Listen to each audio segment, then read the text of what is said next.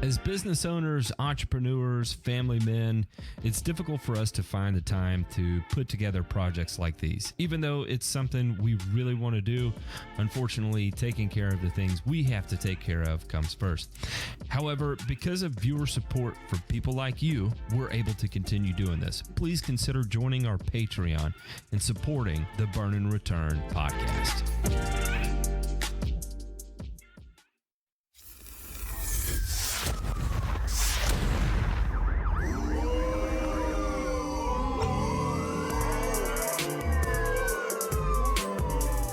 You're listening to Burn and Return, a weekly 1-hour podcast covering news from the agricultural and turfgrass industries.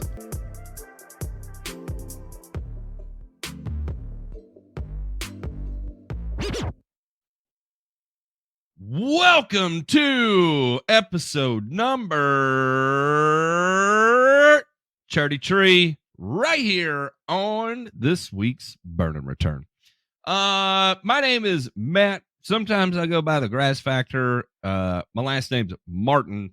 So much for remaining anonymous. I live it all out in the open. I've got a lot to be embarrassed about, but you know what?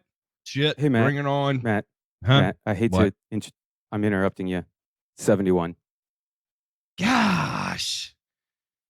71.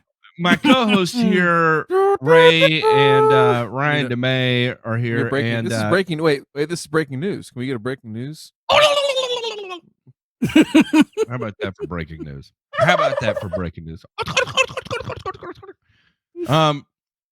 I'm in a rare mood. Look, I'm happy and I'm disappointed. We had a goal of hitting 69 patrons, and the deal was that if we hit 69 patrons, I would be forced to reintegrate into society, and an attempt would be made to culture me through cinema. Not only did we reach our goal, we blew through it, and so now I am on the hook to have to watch films, pre-selected films that the patrons vote on that I have no forward knowledge of. And I'm not going to lie, I'm a little weirded out. I was telling DeMay in the show before the show, there's a reason why I'm 35 years old and I haven't started watching movies, nor would I ever start watching movies, especially at this point in my life.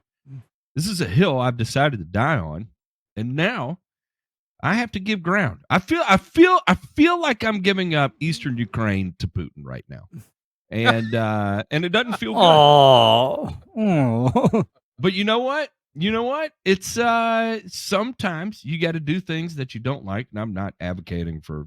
I have no idea what the hell goes on in Eastern Europe, so I can't even speak to what that is, and I hate to even equate it to that because there's real people dying over there, and I'm just a silly fucking idiot on the YouTube here cracking jokes. So thank you, patrons, for helping us get here, and you can all rest easy tonight knowing that you have me in a state of high uncomfortableness, knowing I'm going to be a little bit more normal than I was the previous year, and I'm a little sad over it. Gentlemen, how the hell are y'all doing today? I for one am absolutely pumped about this.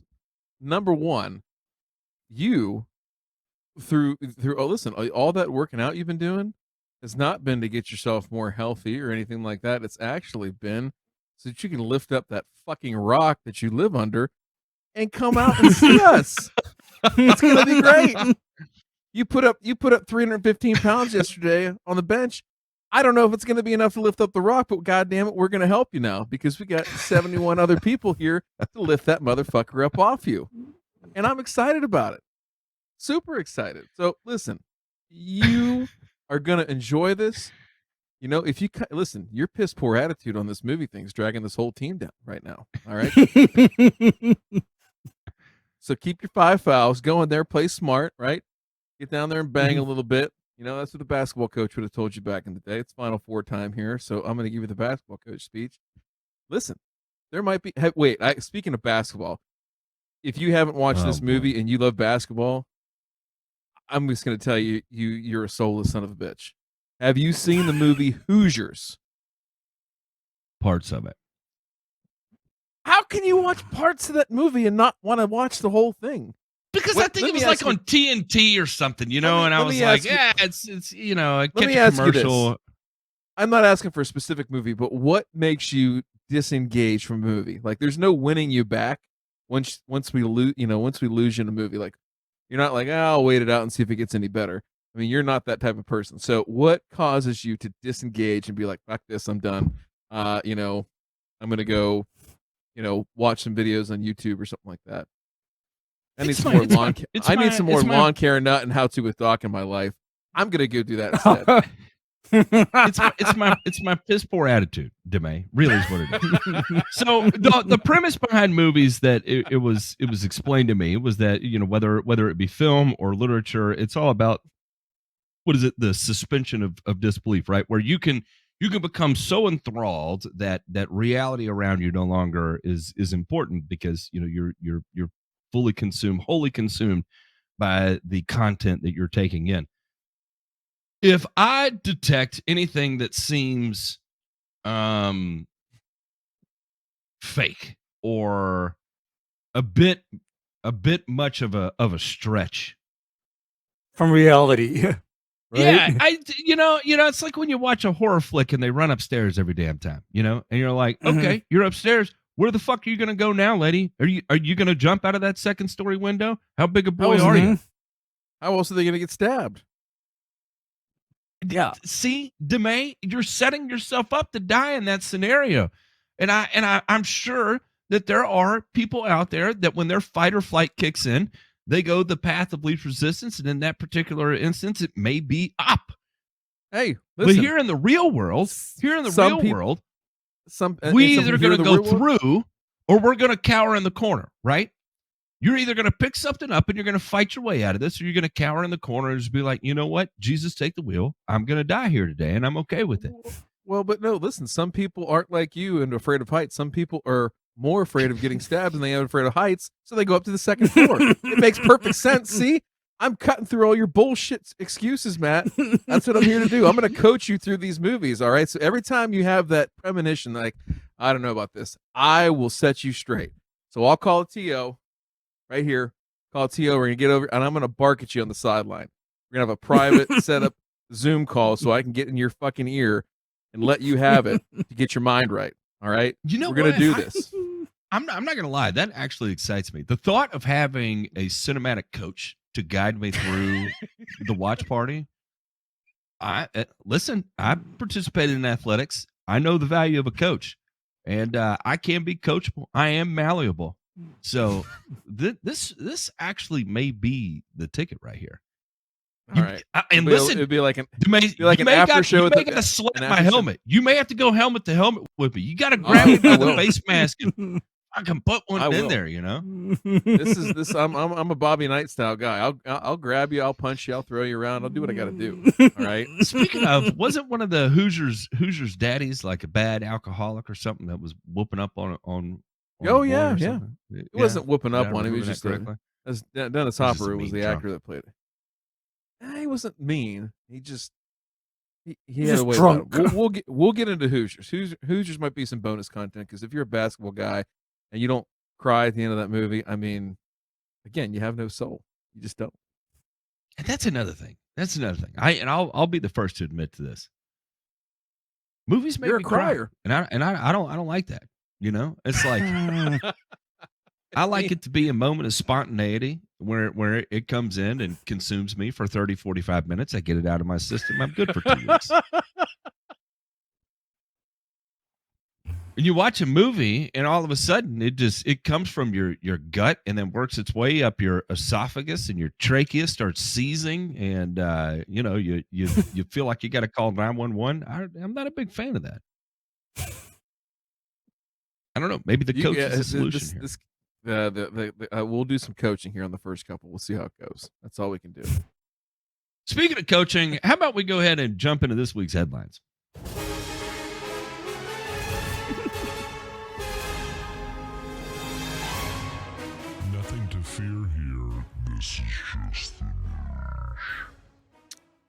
We are going to start off with some good news here, and then we are going to begin moving down the terrain of sadness, peril, and crisis.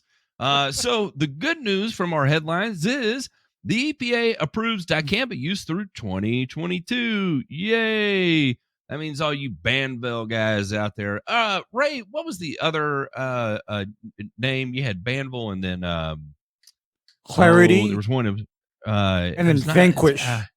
Vanquish is the Banville. one I was thinking of. Yeah. Okay. Because Banville and Vanquish is the one that they specifically label for golf and turf use. It's specifically labeled for golf and turf. But it is all the same active ingredient of dicamba-amine. And up until this decision, you know, I had legitimate concerns that the EPA would just say, no more dicamba for you. Next. Well, luckily, that is not what happens. And they said dicamba formulations have been considered controversial for several years as various crops have suffered drift and volatility resulting from the herbicide. And then it gets into some of the politics that were around it. But long story short, guess what? It's been approved to continue to be used through 2022. Now, what does that mean for lawn care? It means there's a little bit of heat off your back, but that's not to say this is only approved through 2022. So it's going to be a continued controversial product. And where it could get weird would be in the event that the ultra low concentrations that are in our three-way products become put under the eye of scrutiny and ultimately removed. We're not there yet, and we're certainly safe through 2022. But is this noise and kerfluffle that we have in the background now a sign of what's to come? I don't know, but it's definitely something to keep an eye on. So that is going to be our positive news of the headlines. Now, let's get into reality. This first one here, and I'm going to kind of fly through these because so many of them are kind of interconnected, and they point to doom and gloom. And I'm gonna read it as it's written here, and then I think as a group we will move through the back end of this and try to make some sense of it that is less doom and gloom, but at least just have a better understanding of what's actually taking place out there in the world. Sanctions in Russia. Fertilizer shortage imperils world food supply is what the headline says here. Russia is a major exporter of potash, ammonia, urea, and other soil nutrients. That is not a lie. Russia is an absolute major producer and exporter, primarily of potash, compared to a lot of the other nutrients that are out there. A lot of UAN. Urea ammonium nitrate comes out of Russia. In fact, the United States was a big importer of UAN. Latin America is a huge importer of Russian inputs. So now that Russia has been put onto an island, this is a monumental removal of available nutrients on the global commodity marketplace. And that does not easily get replaced in a short amount of time. That we're talking about the kind of production ramp up that would have to take place to replace something like 25% of the global supply is monumental. We're talking billions of dollars of investment. We do have some of those billions of dollars investments opening up in strategic places right now, but we have many more billions to go before we're talking about putting a dent in 25% of the global supply. Now, not only do we have the issue that is going on with Russian sanctions, here we have the Yara CEO, the fertilizer company, Yara, says there will be a food crisis. The question is how large? The CEO of Yara International, a major fertilizer producer, told the Wall Street Journal there will be a food crisis. Bloomberg Green Markets North America Fertilizer Price Index jumped 10% Friday to an all-time high, sweeping sanctions over the Ukraine war, limiting fertilizer supplies from major producers in Russia. Now, for those of you that do not recall, what really started to kick off this whole thing with fertilizer shortages, and this is, we were sounding the alarm on this no shit in August of last year. And I'm not saying that to toot our own horn. I'm saying that to toot our own fucking horn twice, as a matter of fact, because at the time, Yara said the cost of ammonia and the cost of natural gas is so high right now, we are actually shutting down production altogether. That was the first big oh shit that was taking place. Then we saw it where we had issues with CF Industries in the United States. We had issues with Nutrien in the United States. I haven't necessarily heard anything about TCS or Coke, but apparently that has been affected, and a lot of that has been affected because of the inability for Eurochem to be able to import a lot of their stuff. Again, Eurochem also pulling material out of Russia. And especially now, you already had tight supply. Now you've put in a massive amount of demand onto the fertilizer space. Who does that get passed on to? Does it get passed on to lawn care? Well, of course. But where does it hit? First, it hits agriculture. And I will say that when you are a company as large as Yara, you do not get cool points for saying things like there will be a food crisis, and the question is how large. Whether you're a private company or a publicly traded company, those are the types of things you do not say out loud unless you are legit scared shitless. And I would say that for a significant portion of Europe right now, scared shitless is exactly the mindset that is going on. Now, there is, and this is one thing actually, gentlemen, I forgot to put it into the headlines here. What there is a new massive, the fourth largest ammonia producing plant has launched in Africa. And J-Pink, if you feel like pulling a miracle on the Google foo there, you can type in Africa ammonia plant, and that should populate some interesting stuff out of that's coming out of. Well, no, it's not. I'll probably have to find it and send it to you. Oh yeah, here it is. Here it is. There's one from CNN. I'll send this to you on our. So I'm trying to do inside baseball and do this live at the same time, and it's not working well. Africa, and of course, is the richest man in Africa. It doubled down on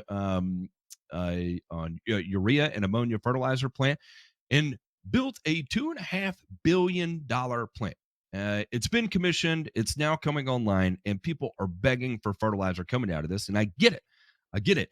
In the United States, we want to increase supply because, one, there's shortage, but we also want diversity of supply because right now there is a relatively a lackluster diversification in inputs where they're coming from, and that's what's driving up prices. Because unfortunately, these guys can limit supply, can limit production, and then we're screwed because we've only got one or two places to bring in nitrogen right now. So this brings more competition into the marketplace in a capitalistic society that is 100% necessary. And government did such a fantastic job of alleviating the monopolization of the input industry that these are the types of things that are oh shit moments that we're having to pray for to take place right now. And thankfully, old boy here had the wherewithal to be able to do this, because not only is it massive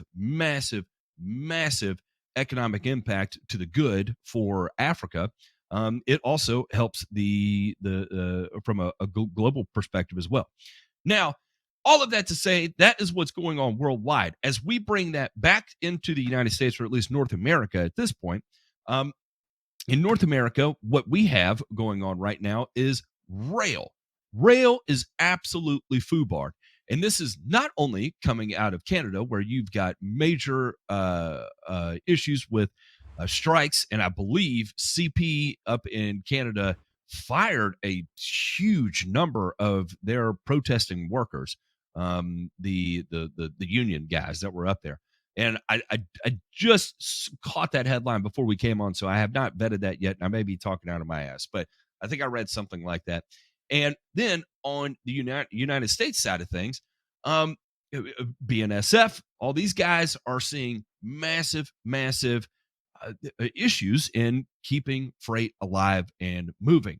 And not only that, what I'm also hearing on the back end of things, talking to some of the traders that I'm dealing with, is that if you want a more confirmed delivery date, the cost on this would be somewhere around $2,000 to $10,000 a car, depending on the number of miles that were moved.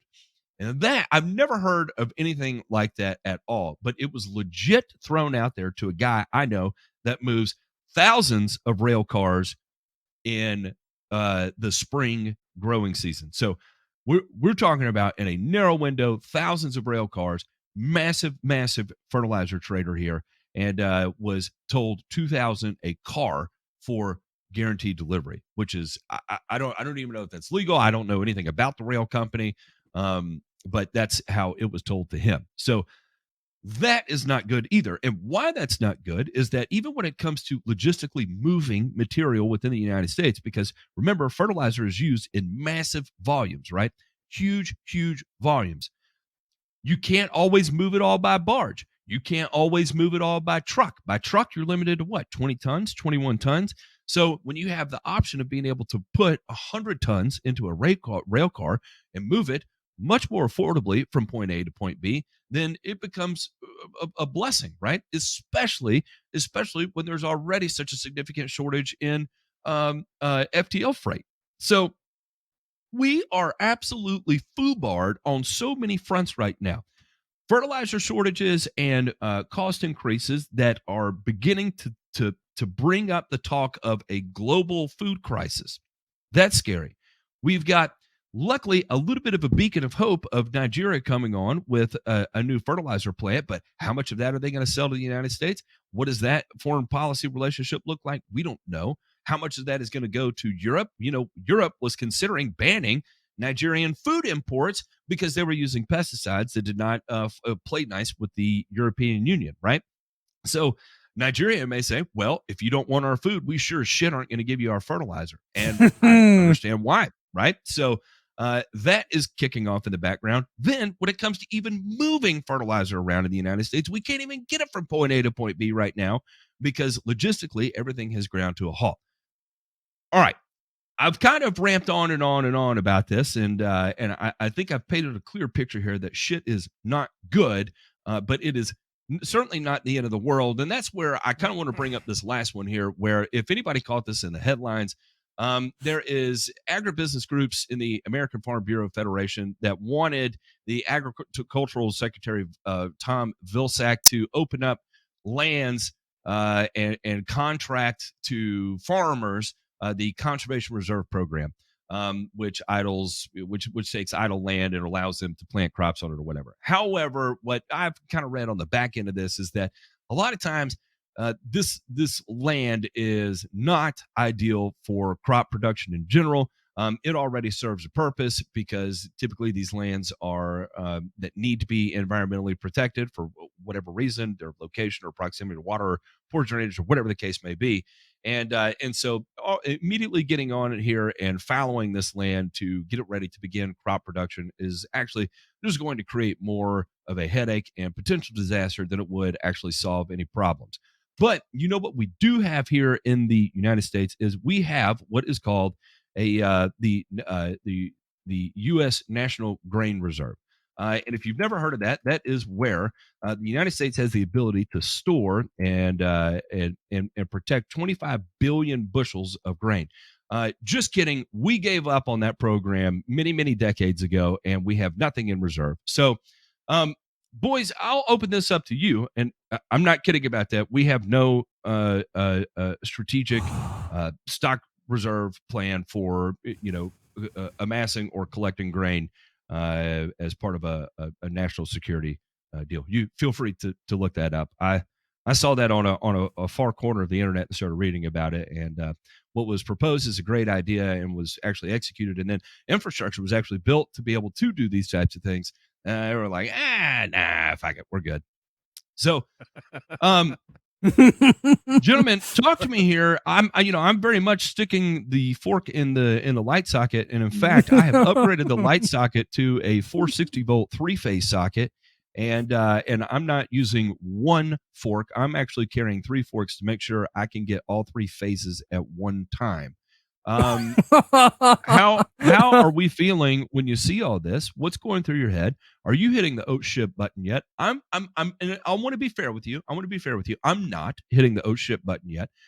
But again, when we talk about these dominoes, I mean, we continue to bring this up, guys, and I don't know. Are we crystal balling over here? Because we've nailed a lot of shit as this has played out. We have nailed a lot of shit. What we didn't nail was the fact that Russia was going to invade Ukraine, and where we thought we saw a little bit of relief potentially on the horizon that was going to move in second quarter, third quarter of this year. All that has been waxed and no longer available. Give me a 6 month, 9 month, 12-month look as to what y'all think is going to take place, and then if you want to get real, give me a 24, 36 month of what you think is going to happen. Wow. I don't know if I can go on this time horizon. I don't know. The concerning thing is some of the things that we didn't talk about is so like the spring harvest is now taking place of winter wheat in Ukraine, and they're saying that number could be anywhere from 25 to 50% of what it normally is. So that's a concern, right? There's some projections as high as 75%, but it's anyone's guess at this point because not only is a lot of that land that's planted, as I understand it, in areas that have fighting taking place, right, or occupation by Russian forces. This, that, and the other thing is just fuel availability, infrastructure. Getting that grain to market so it can actually be sold, and then where does it go from there? There's not a whole lot of functioning ports right now in Ukraine, at least that I understand. So again, I think it's a tenuous situation over there. The other thing with that whole wheat harvest thing is, some of the bigger players right now, like China's winter wheat. There's an article out a couple weeks ago saying how it's down. It's also in kind of a precarious situation too. Yes. Egypt, which is the number one wheat importer, is down to like an 8-month supply, which is unusually low for them, and they're looking around saying, "Hey, who can fill the need for us?" So it's a really weird situation. And then you've got Ukraine, which also exports a fuck ton of corn and other grains, right? Spring planted, fall harvested grains, and the projections there right now is that number is going to be a little less than half. They plant what is it? They should have about 15 million. What is it? I got to go back and look at that article, but roughly 15 million hectares is what they plant, and they're going to be down to like 7.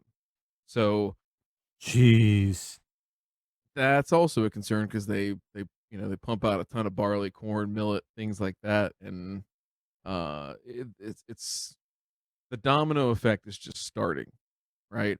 So I couldn't tell you what it's gonna. We'll know what it's gonna be like. 9 months from now, 6 months from now, once we get some of these summer harvests in. I think the number one thing, if you want to look forward to and root something on, is it better be the damnedest perfect growing weather in the Great Plains and the Corn Belt of the United States. Otherwise, we're in some deep shit. Like, that's no lie. We're in some deep shit if that. And I just out. I'll let you keep talking on this, but I just wanted to say too that there are reports that I'm seeing in agricultural news media that says Russia is deliberately targeting Ukrainian agriculture right now. So insult to injury on that even in the event they wanted to get acres planted and could secure the inputs to be able to produce a viable crop, it looks like there is part of the war effort. There may be some shade playing around on that front as well. Keep talking here. I mean, if there's any good thing to think about is that the attrition you get in the fertilizer market of 8 million hectares not being planted in Ukraine. What does that do to the fertilizer market? Does that then send more fertilizer or shift demand somewhere else? Say South America, coming into next winter, like where where does it all go and come from? And then realistically, if we have to start, Well, making cuts, does that mm, mean that Matt's goldfish don't get made while something else does? you know, Hope you don't. uh, with that, in regards to that cut in, acreage planted in the Ukraine, that might not matter too much, given that Russia is also being sanctioned due to their act of aggression. So we're still in that situation of not having a supply coming out of Russia, and when you say barley and millet, Ryan, Mm-hmm. guess what barley and millet is used to make? Tell me, Ray. Keystone. Yep. Among other Oh, things. boy. I mean, Them spiking yeah, words. that's a problem. And well, for me, I'm honestly, like, right now, even through the pandemic, I made it a point to always have 25 pounds of flour in the house at all times. And given the situation, I'm kind of wondering if I need to maintain that policy even post COVID. No, not. I mean, It makes you wonder. Yeah, it makes me wonder. I mean, everybody needs to start thinking, because when you have these disruptions in commodities,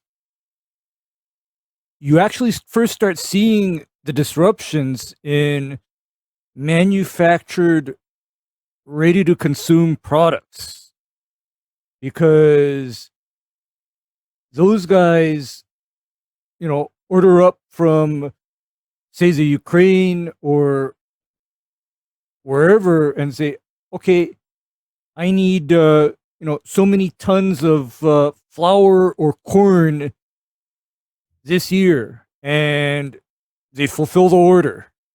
But it looks like we're not getting too many grain orders fulfilled from the Ukraine right now. I don't think that's going to happen, right? No. Ryan, let me ask you this.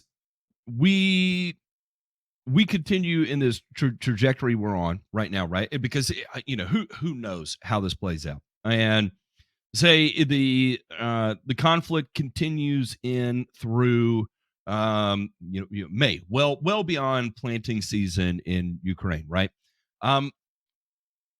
What Obviously we would begin feeling the effects late this summer. What does it look like next year? In the event Ukraine does not get planted, the sanctions are not going to go anywhere on Russia anytime soon. That's for sure. Where are we going to be in 12 months from now that we're already in the midst of, unprecedented levels of inflation? We luckily the job market remains good right now. However, if we start facing uh, uh,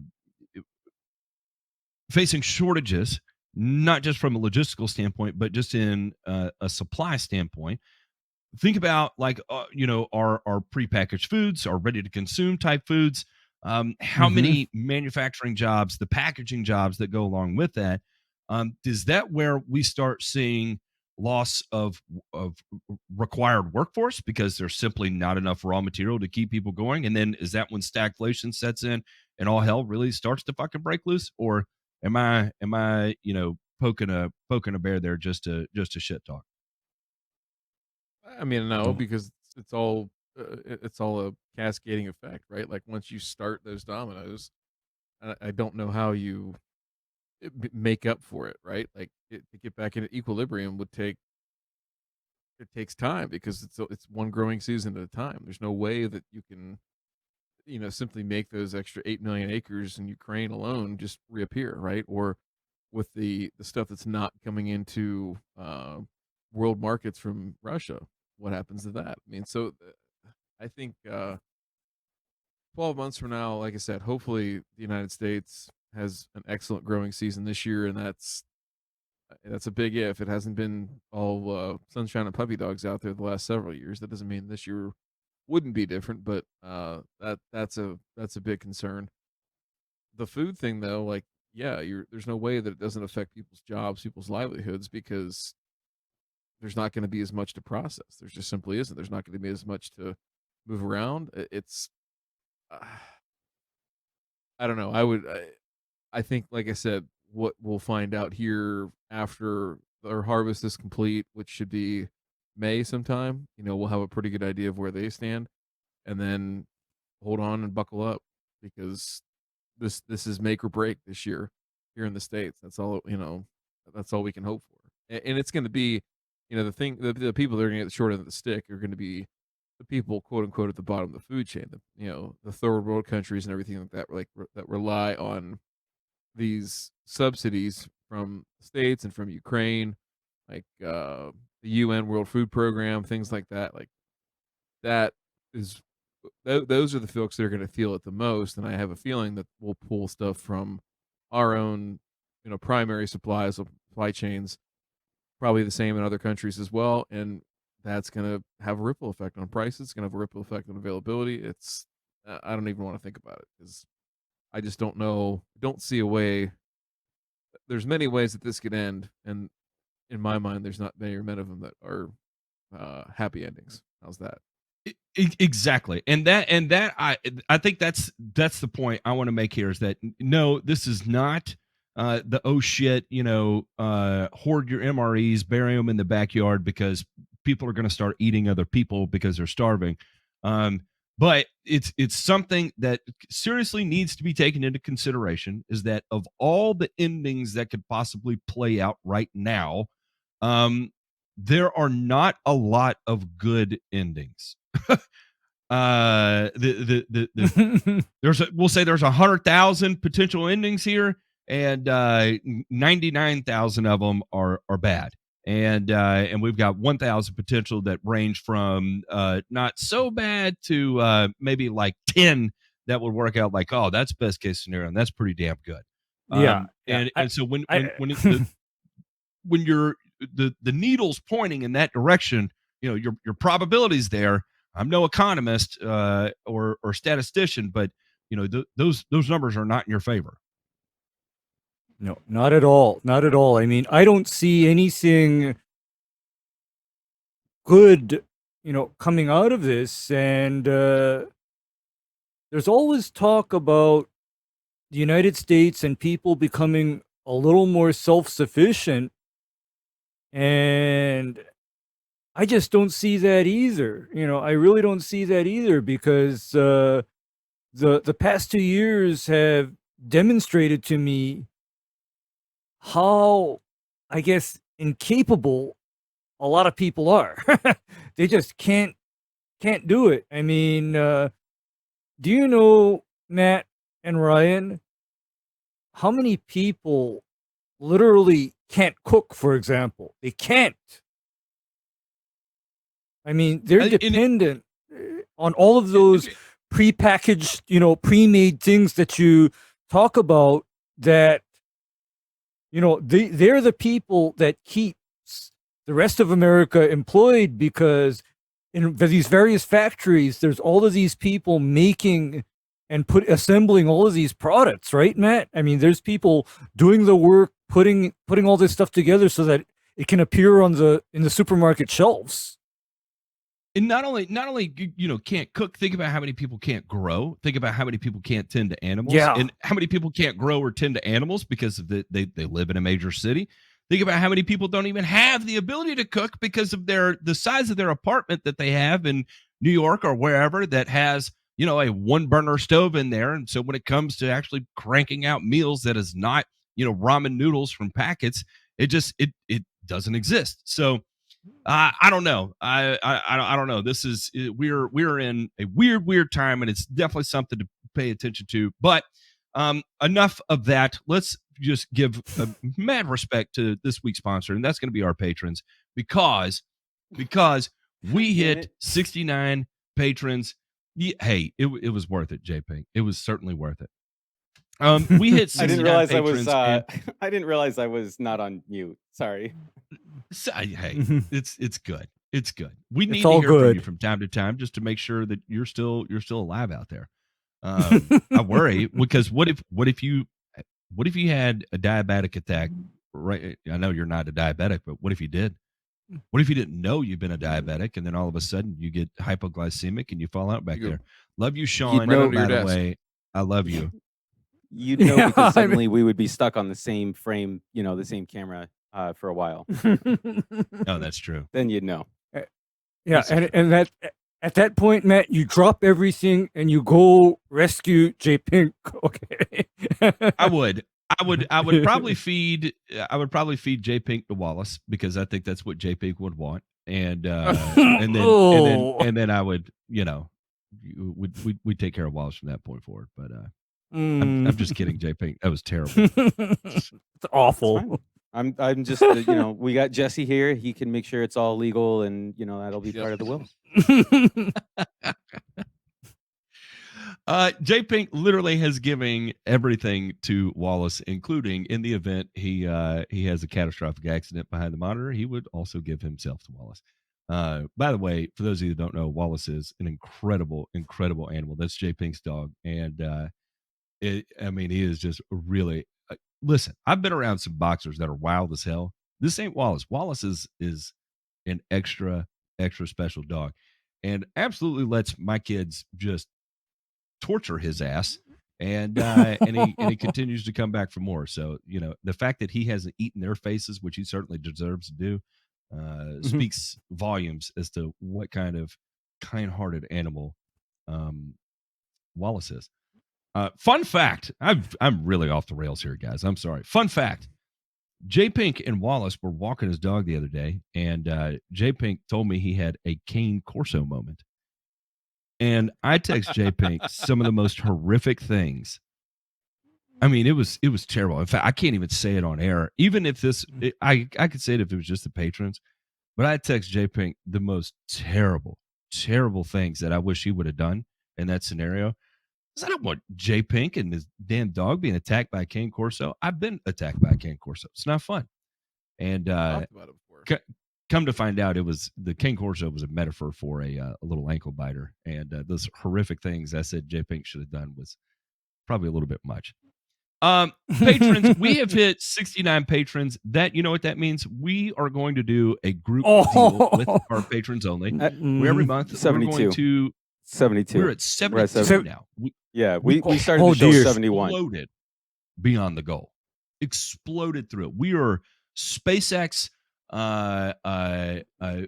We reached max Q in just an unbelievable amount of time, and now we're continuing on to the International Space Station here. I'm gonna have to watch movies, and that's what we were talking about at the start of the show here. That I've got a great coaching and support team here with me. That's going to help me get through this and help me to be a better person and ultimately, hopefully, a better participant of society, better contributor. You're fucking worthless and weak. All right. Just know that. Just start. And for those of you that don't know, like legit, I'm the kind of guy that I need someone to talk to me like David Goggins in order for me to get motivated. So, thank you, DeMay. That's exactly I'll be here what I for needed that. to hear. I will be here for that. And if anybody doesn't think that's me, I think I have. It may be a private, but it was a YouTube short I replied where I was running in the snow one time and I was screaming at the camera to stop being a weak bitch. Where I was talking to myself. You talking about fertilizing your lawn or running? Oh No, he was running in the snow like a maniac. Okay, I mean that's just. Now, Matt, how come you don't practice? I thought you were into regenerative running. I thought you were into less running. No, you're not. Listen here, you soy boy. Weak boy. Weak boy. Weak boy. Weak boy. That is regenerative all in itself. When you are We'll have to get an regenerative- agriculture economist on our podcast sometime. Man. We're we just not. should. We're just not We high flying enough to have something like that. Oh no, we are. But let me tell you, the Well, we're burn gonna and have we'll have return a when real it one. hits, it is fucking spicy. We will have a real one. Joe, Look at J Joe. Pink, remind me, we got to figure out how to get Joe on the show. For those of you We'll who have don't to know tape who that. Joe is, at Standard Grain on YouTube, Twitter. I mean, this guy is the real damn deal. Yeah. Standardgrain.com and Joe Vaklovic. We want to get him on here and have a good time. And I've started a public conversation with him, so now we need to take it private and get this bad boy set up because he is a real motherfucker that we need to have on. Boys, let's jump into this week's Burns.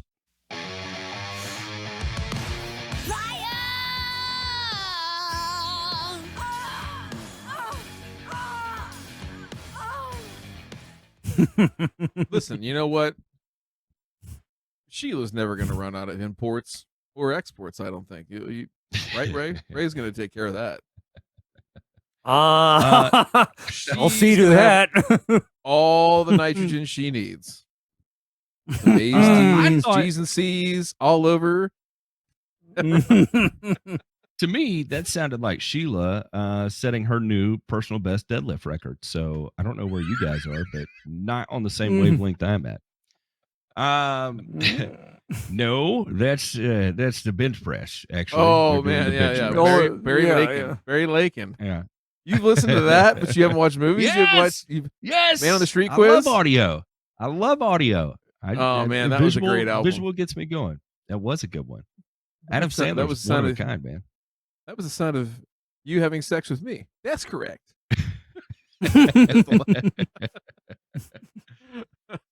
This first burn here, residents could promote pollination, skip mowing in May through a new city initiative. The city of La Crosse is thinking spring. In a new sustainability effort, the city is considering allowing residents to skip mowing their lawns for the month of May to better support pollination. The No Mow May initiative was approved by the Board of Park Commissioners on Thursday night, but still needs approval from the La Crosse Common Council before it is officially in place. A critical period for pollinators, such as bees, occur in late spring and early summer when they emerge from dormancy and are in need of flowering plants. But mowing your lawn in early spring dramatically reduces these pollinator-friendly habitats. In order to participate and avoid a fine for not mowing, a resident would need to first register with the city, and they would then receive a yard sign that lets neighbors know they are participating and serves as an education tool about the initiative. Typically, a city ordinance requires all lawns to be kept below 8 inches in length. Those who participate would let their lawn grow through May 31st. After the month is over, residents would have another 2 weeks to get their lawn mowed or until June 14th, since it's recommended to mow the lawn down in increments after letting it grow out. The program would get a trial run at a handful of city parks, too, staff said. City staff said that the program is modeled after a similar initiative in Appleton that was started last year. 400 residents registered, and those that participated had 3 times the amount of bees in their yards. Staff said it was another step forward after the Parks, Recreation, and Forestry Department implemented 2 other sustainability initiatives in the fall and winter about raking leaves and salt use. I'm just really excited to see our city take on more projects like this. All right, so I put this in here as a burn, just kind of for fun. But first off, can somebody tell me where the hell La Crosse is? It's not far from Madison and Milwaukee in Wisconsin. Oh dear, Wisconsin. Okay. Wisconsin. Okay. Okay. So, hey, if this is what they do and they think this is going to be the game changer that's really making a significant difference out there in the world, great. Is this going to be the difference between rebuilding pollinator populations and not? Probably not. I think they would be much better off by scrapping all the worthless ass loropetalums and whatever dumbass landscape plants people are putting in, like boxwoods and compacta hollies and other shit that is just recycled, regurgitated, and repeated, and actually put in, pollinator friendly landscaping. That's beautiful as well too. But the reality is that people want cheap and easy, and so this is great. Go for it. Good luck. I can't wait for the first one to find a snake in the yard, or well, I don't know. They're in Wisconsin. I doubt they have snakes up there. But we'll see. Talk to me about this. I need to shut up. I understand the premise of No Mow May and what it's for, but I would agree with you, Matt. I would rather see areas that are designated as pollinator gardens or pollinator areas that are planted specifically with species that are one, hardy and sustainable for those particular climates, and number two, that are there year round and managed and maintained properly, and not the other issues, unintended consequences that might occur from not mowing a lawn, let's say. So I would be interested to see, and I'll do some reading this week here to see what kind of literature's out there on, hey, if we have a 5,000 square foot lawn, and rather than not mowing the entire thing, right, that we have a small area, let's just say 10% of that space, 500 square feet, that's dedicated to a pollinator garden, are we going to have higher pollinator activity in that parcel, right, versus 5,000 square feet of unmaintained, right, for a period of time lawn? J Pink, throw up this picture real quick, if you would. Okay. Yeah, Ryan, go ahead. I have a And then go ahead- question. Go to the article too, What- J Pink. Okay, what does seeding 12-inch tall grass hold for pollinators? Now, because I gotta ask, because I see a lot of bees in the landscapes that I work with, and no matter what type of grassy species there is, the bees tend to gravitate towards flowers. So they what they're like- banking on, they're banking on Yeah, they- clover, they're banking on dandelions, things like that, right, that are flowering But at that time. but you know what? I have another little wrinkle to add to this. In a standard treated lawn, Ryan, Hmm. I would not encourage the growth of anything that flowers. And you know why I wouldn't encourage the growth of anything that flowers in a standard treated lawn? Why is that? I would want to keep that grass area that may be treated with a neonicotinoid non-attractive to bees at any time. I would Well, not and that want. makes sense. Is a fair point. I would want to keep. I want to make it so that the bees go to flowering shrubs and wildflowers in the landscapes that don't get treated with any kind of grub control or insect control, etc. I mean, because that whole thing about letting the lawn grow all flowering weeds just doesn't quite jive with needing to maintain grub control, for example. That just doesn't work. And in fact, a lot of the product labeling says, do not apply this to areas with flowering weeds because the worst can happen, right? The worst thing can happen. I mean, I'm just kind of thinking about that because for me, I love bees, okay? I love bees a lot. And the last thing I'd want to do is put bees in danger. I'd kiss a bee. And that's what's that? I'd kiss a bee. I bet you would. I listen. I can empathize with the thought of, hey, what can we do to help? I just think I would rather see them incentivize long-term measures, right, that are going to help pollinators more than just these 6 weeks, right? A pollinator garden in your like, hey, here's a $500 or $1,000 grant in some plant species that you can go pick up at your local nursery, and here's how you install, one of these. Do a volunteer day. Do some. I don't know, but man, like, there's so much more that you could do that is tangible, year round, not necessarily year round, but growing season round, right? That would make a bigger impact than just simply stopping to mow all your grass. And then, you probably got Larry, that douchebag down the street that just side discharges all those clippings right out into the storm basin. Probably watched a Jimmy Lewis video at some point or another. Those all run down the storm sewer, and then we got phosphorus. What? Hey, listen. Spicy. Spicy. Yeah. And then on top of it, You in are. fact, You are. And- I'm not. and then we got somebody else that might have watched another YouTube video Oh boy. that thought, Uh-oh. oh my goodness, we got to do our grub control. So he sticks his imidacloprid 2L in the hose end sprayer and goes for Gives it a light mist. and gives it a light Just a coat. light coat. Yeah, right on that tall blooming vegetation, Matt. Did he stick the screwdriver in the ground first, though? That's the real key. Yeah. Yeah, you got to make sure it's not permafrost. It's either a screwdriver, a flathead, a Phillips head, or it's a handled sounding rod. And I hate to even bring this up. I don't like to mention this shit by name. Come on. Here we go. Go for it. The V8 is Sand firing it. on all cylinders, and it's been Slice bored this stroked, one up and baby. make it a separate video right here. Yeah, they got some big loping cams in this one. It was sent to me that for those of you who don't know, I did a 2-hour radio segment one time regarding a how to a dock video because he gave one of the most horrific explanations of how to use a product called Negate I had ever seen.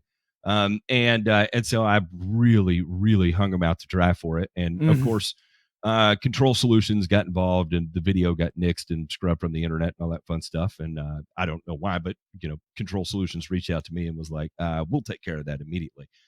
I hate to be a snitch or a narc or whatever, but it was one of those things that I just couldn't shut up about it. Well, because the internet lasts forever, there is another one of his fanboys that is in his local community Facebook group that is recommending the exact same thing, except he is recommending making applications for on dormant Bermuda grass or partially greened up Bermuda grass to control Poa annua with 3x the label rate of Negate, but only mixing it at hand can quantities. Yes.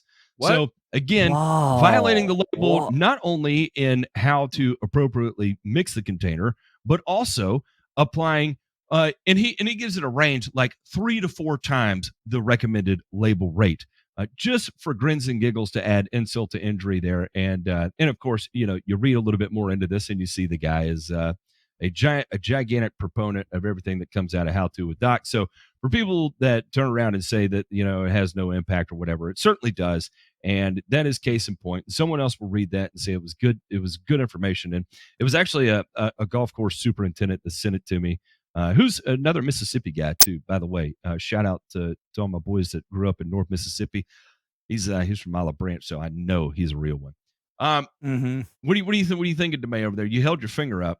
I did. I just want to make no. I just want to make this a point very clear because we're getting started off on the year on the right foot. I'm glad to do it with you fellas. It's another year, and here's how it's gonna get played out. Right? Is that we're these people are living rent free in our head, and we're chastising them because we're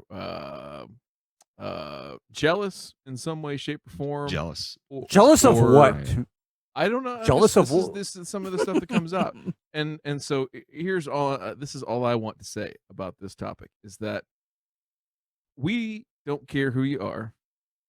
We have people that we talk to on a daily basis. We would rip each other's ass if we did any of this stuff.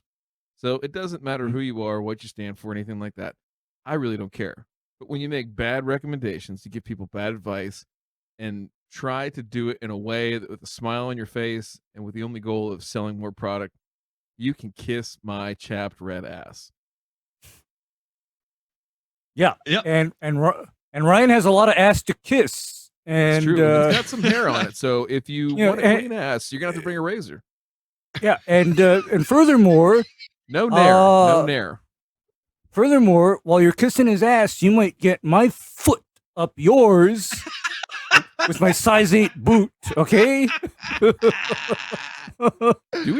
they have to pay extra for that? Is that no? That's free. Insurance covers it. It comes with homeowners insurance. A swift kick right up the rectum from Ray's boot. Gosh, that is a hilarious image of one guy kissing DeMay's ass while he being simultaneously booted from behind by Ray. The second article we had in the burns here was tank mix in a jug herbicides capture 37% of the marketplace.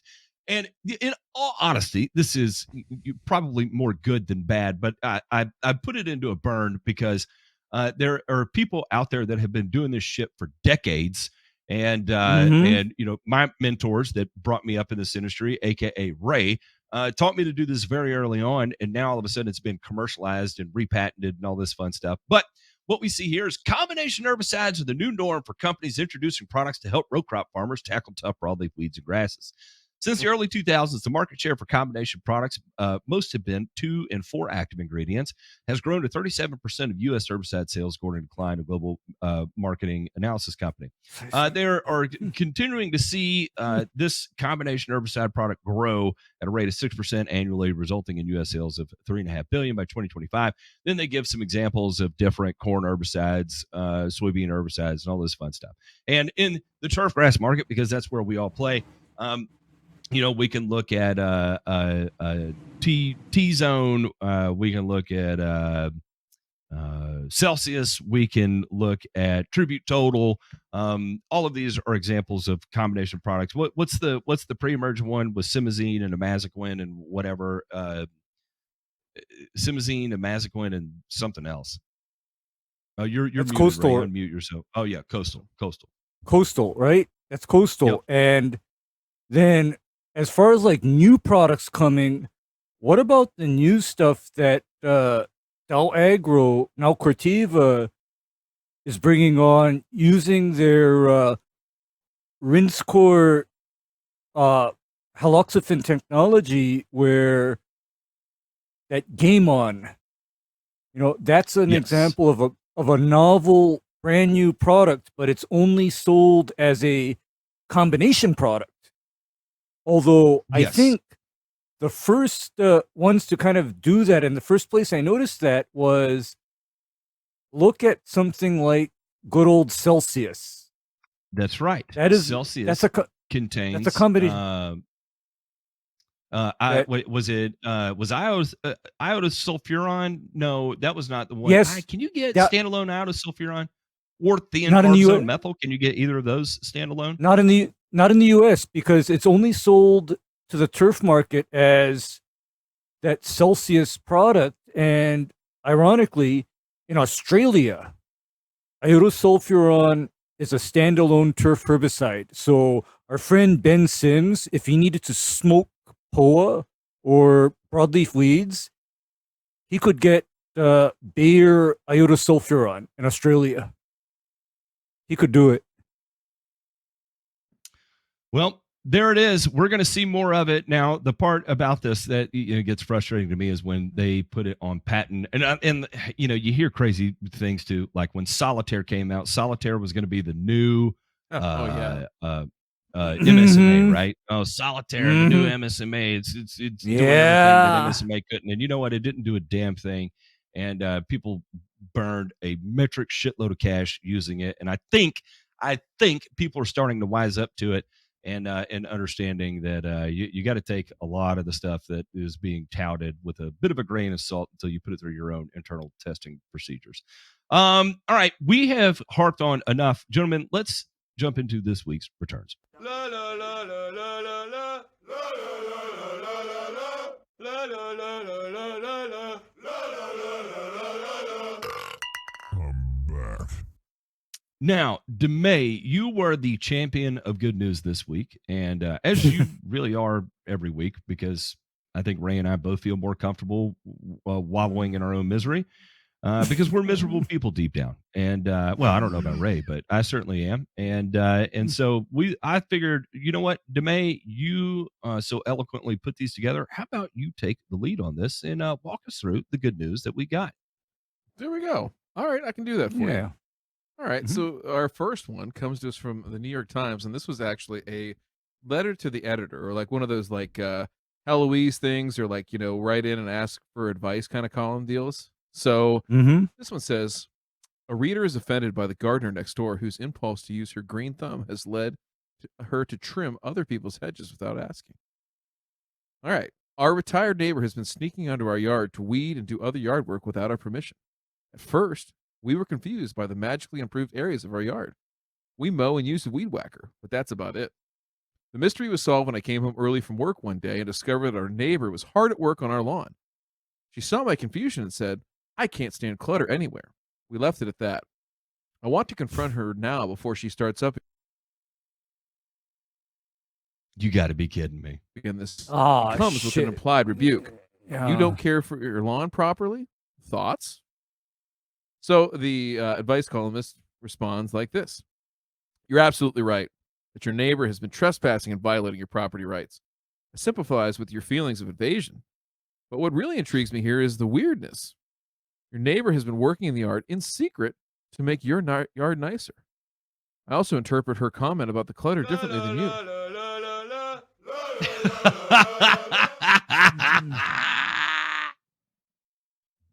More as a confession of a neat freak than as a criticism of you.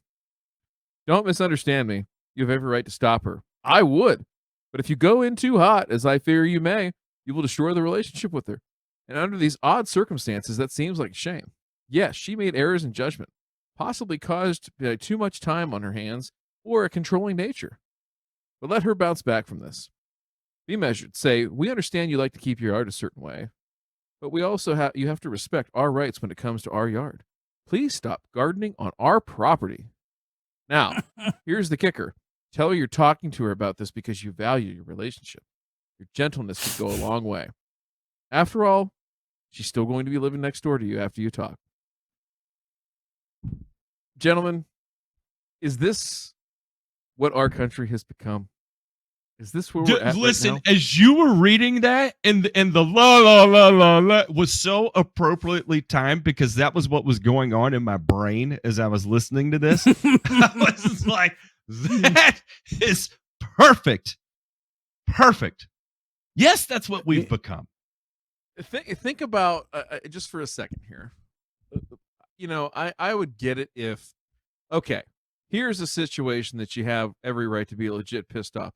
You know, like Ryan Knorr lives right next door to probably one of the biggest shitbag lawns in all of Iowa, just by happenstance. You know, that one, the nicest lawn in all of Iowa sits right next to somebody who could give less than 0 fucks about their lawn. Yeah. It's an amazing dichotomy.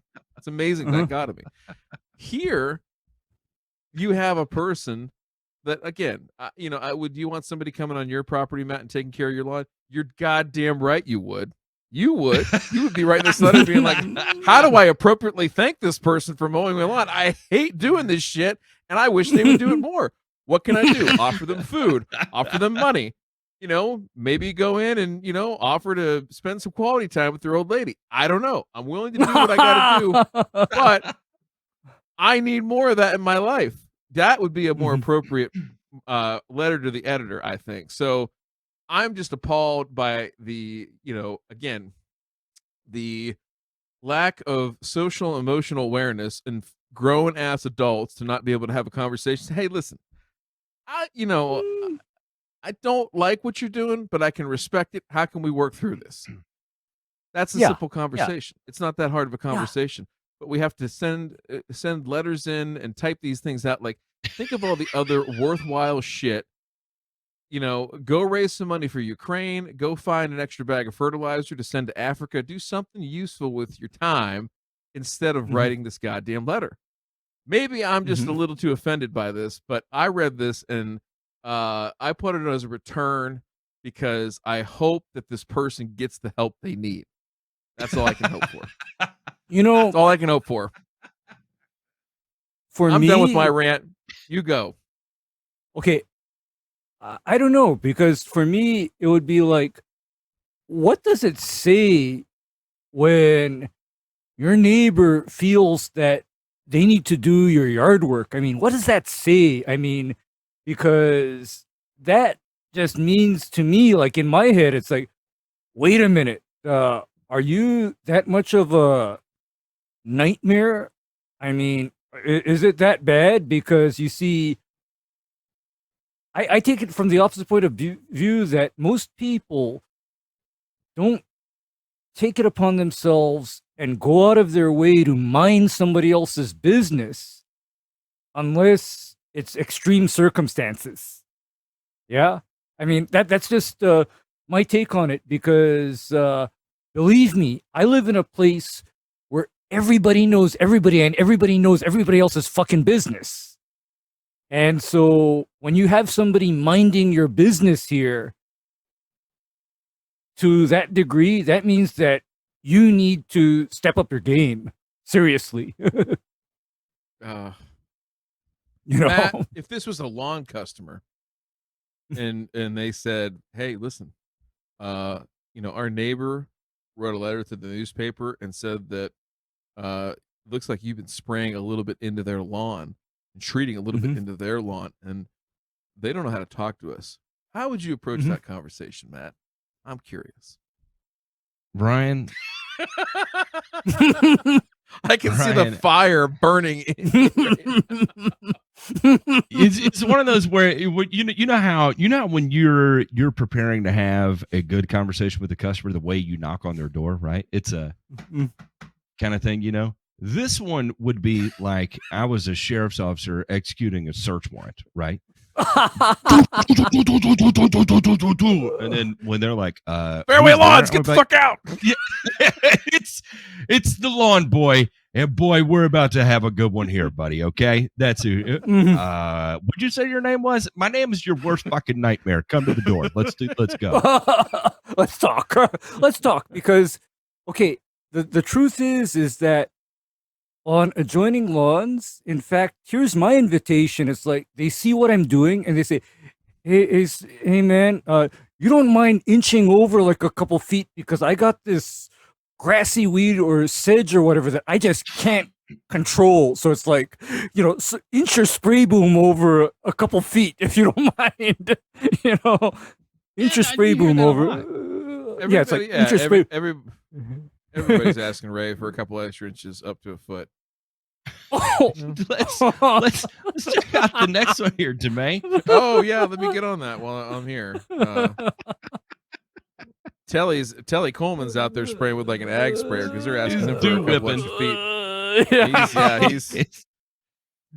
all right. I gotta figure out where I'm at here.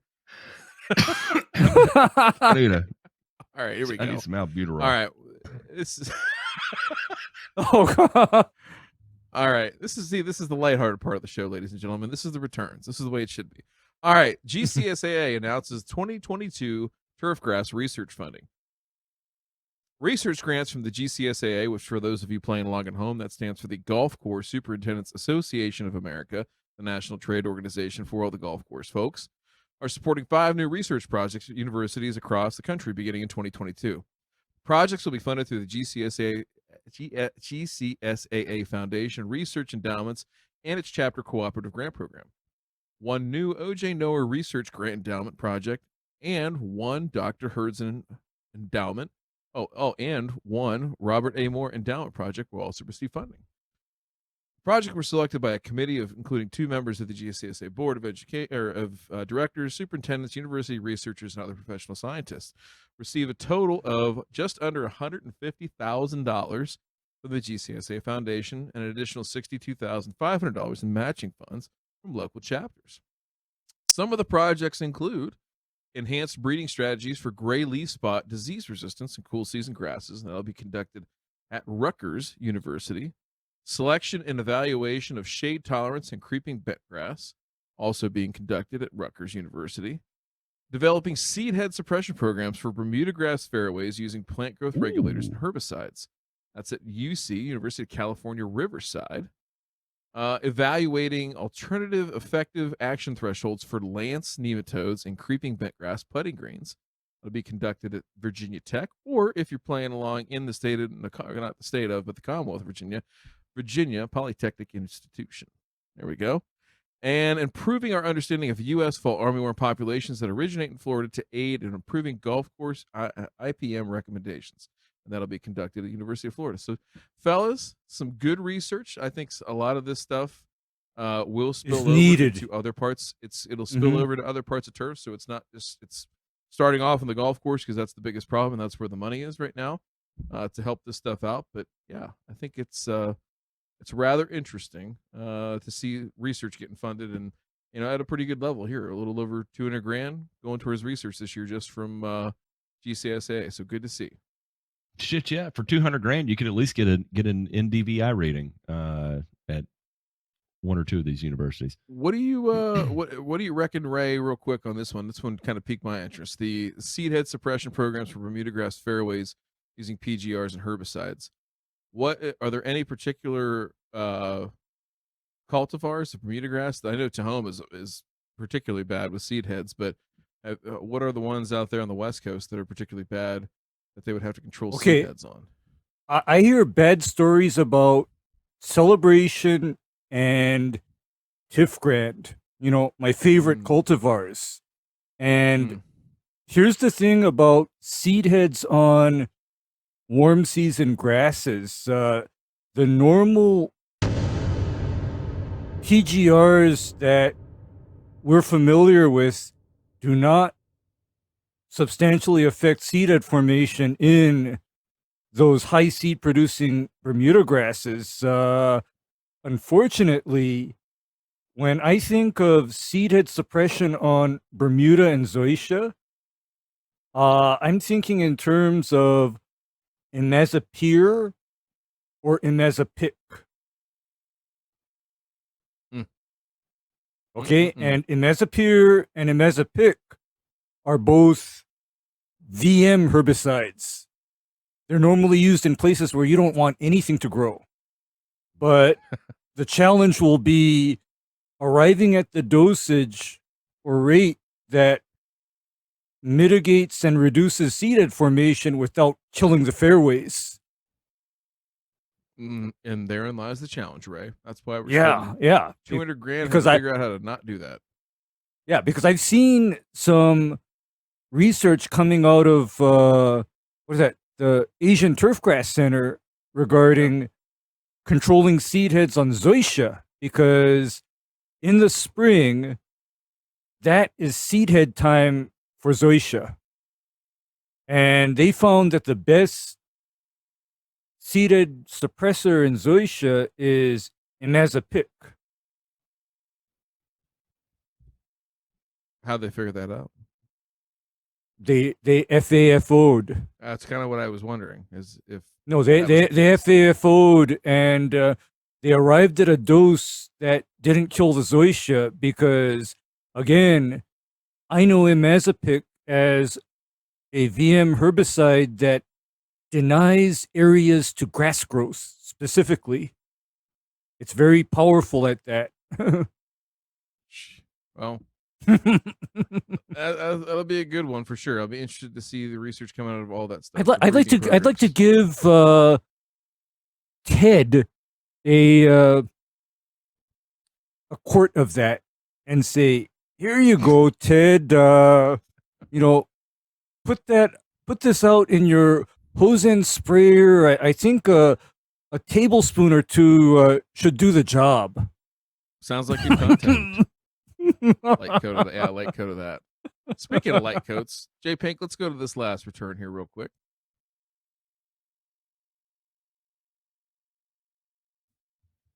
J Pink, I gotta get are there. you alive? Yeah. You click Start reading it, DeMay. Oh, you want me to start Is reading it this one? Because I had 4 in the returns. Yeah. And you said last one. You had 4. And well, wait a second. Maybe I'm clicked on the wrong thing. Let's do this one real quick. Okay. I think I lost the link on that one. Hang on. Goodness. Right there. Okay. Here we go. All right. So, how golf course tactics helped me fix my disaster lawn. Now, gentlemen, I thought this one was interesting, and I had to pull it up and put it in return. And you'll hear why here real quick. Almost exactly a year ago, I bought my first house. Well, technically, it's more accurate to say that it was more accurate to say that a year ago, I bought my first house with a house that happened to be sitting on it. Didn't quite think I'd get into as much of the lawn care lifestyle as I did, but I did, and now here we are. I usually reserve these columns to write about things that will make you a smarter golfer, blah, blah, blah, blah, blah, blah, blah. So here's the picture of the lawn right here. It's looking pretty bleak, and now here's the picture a year later. So this person talks a little bit about what they did, right? So they talked about, they got my hands on the lawn in late March of last year, which give me just enough time for spring aeration. So they're talking about the benefits of spring, fall, and spring aeration. So yeah, somebody asked us on the show last night, would you do a spring aeration? And Matt and I were both like, yeah, go for it. Let's do it. So a couple of the other things that see here. Most people say that you only need to do aeration once a year in the fall. They're not wrong, but my lawn was in such rough shape to begin with when I went into the spring and fall aeration. It's a vital step because it allows air, water, nutrients, blah, blah, blah, blah, blah. Top dressing. Because my lawn was pretty thin, I complemented that first aeration with a top dressing. Tried to cover the lawn with a 1/4 inch of topsoil. Topsoil, I don't know about that, but okay, we'll give you credit. Partial credit there. Pick the right grass.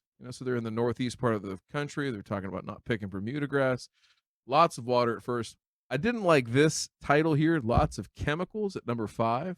Not super cool. I was like, you chode. That was. I don't think they had a better way of saying it, but anyway.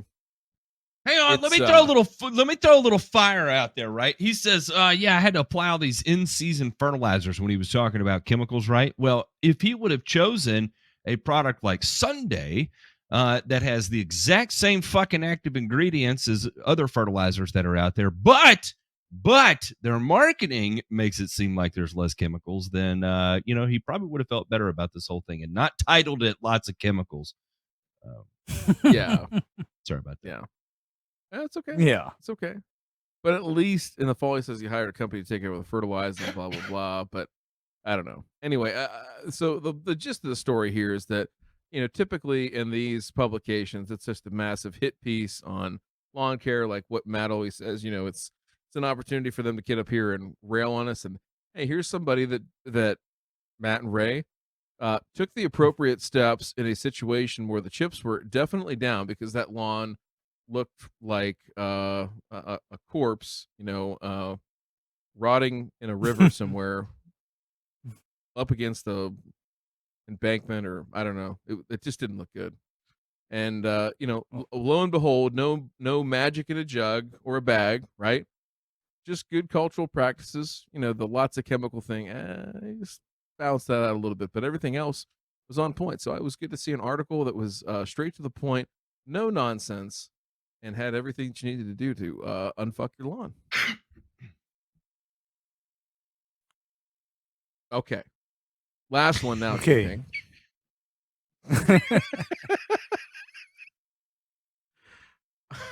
All right. Oh, Click on the read more. Click on read more. That little orange link right there, JPink. Right at the top under the little, yeah, there you go.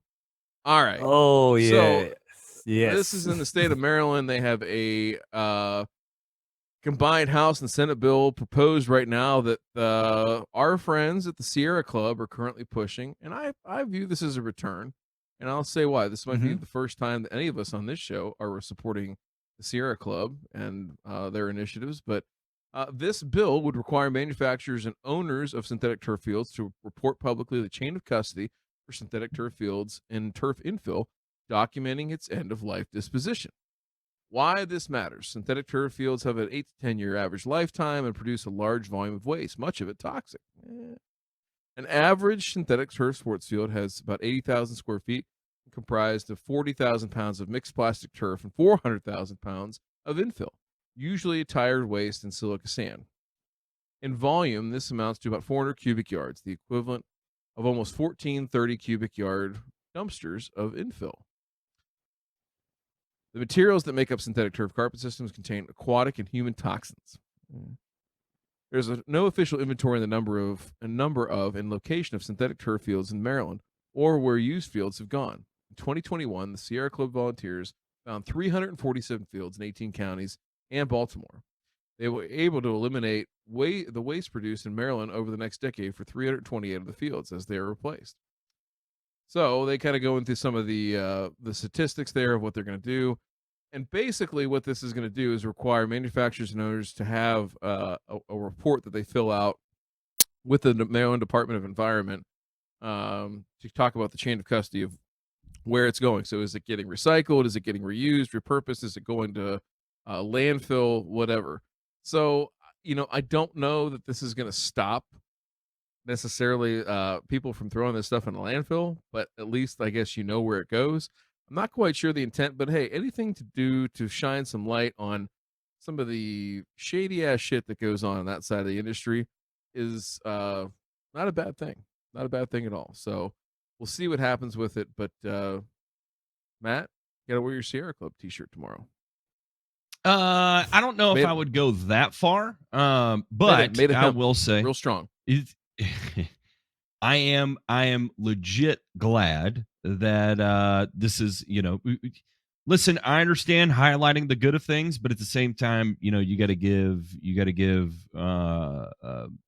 eyeballs where eyeballs need to be, and that oftentimes includes the bad, right? Like, just for instance, why we need to highlight Alt-In as a company and chastise them and call them pieces of shit, because that's exactly what they are. Here, why not? These people feel like there's all kinds of advantages to artificial turf. Let's also keep an eye on what's going on. That's not such an advantage with it. Gentlemen, I want to thank you all for joining me here tonight. I want to thank everybody who listened for participations, and thank you to the patrons for allowing us to get to 69 and beyond of the patrons. And we look forward to hanging out with y'all in the private room and, watching a movie together and cracking jokes and all that fun stuff. Now we're going to go hang out with the patrons and title this week's show. Love y'all. 73. See you wait. Yeah, it's 73 now. Who's on the show this Thursday? Oh, our next guest will be it's Backyard. Zach from the KOTG people. Keep off the grass. Heyo, we've got Keep Off the Grass Zach coming up. That should be a good time. I got in hot water with them, and so I don't know. Hopefully the water has cooled to only lukewarm, and my testicles don't get singed right back up into my abdomen. I'm gonna drink all the liquids all day Thursday, get in the hot tub, and let a big old pee out and warm that thing out for you. All right. We'll see y'all on the flip side. Darkest place, Dante's Inferno, the devil's maze. It's a good world.